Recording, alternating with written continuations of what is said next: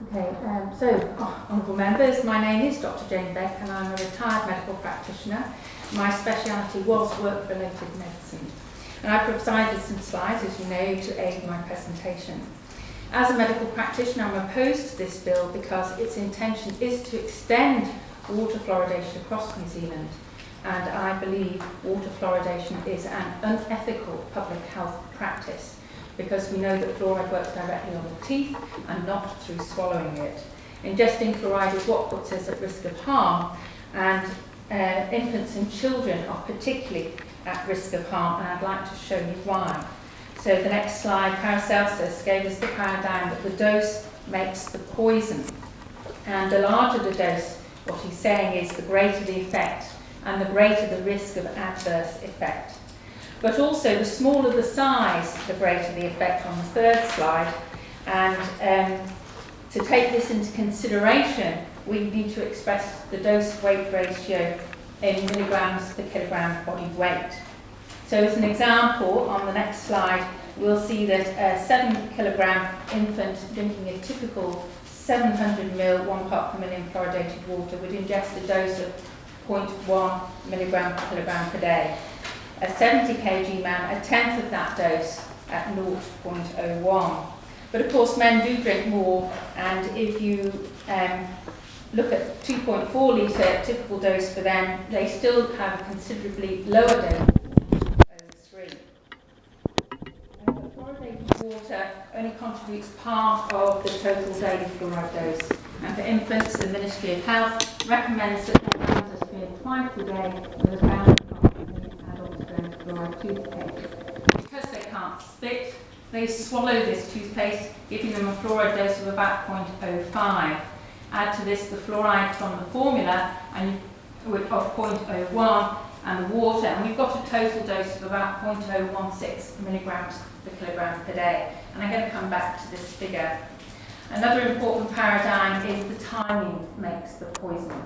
And this reflects the fact that during the windows in a child's development, they are more susceptible to harm from toxins and can suffer permanent injury at low levels of exposure that would have little or no adverse effect in an adult.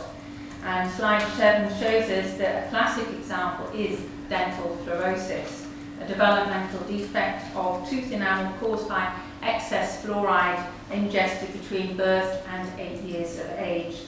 And the more fluoride ingested, the greater the injury. So the New Zealand Oral Health Survey found 44.5% with some level of fluorosis and 2% with moderate fluorosis.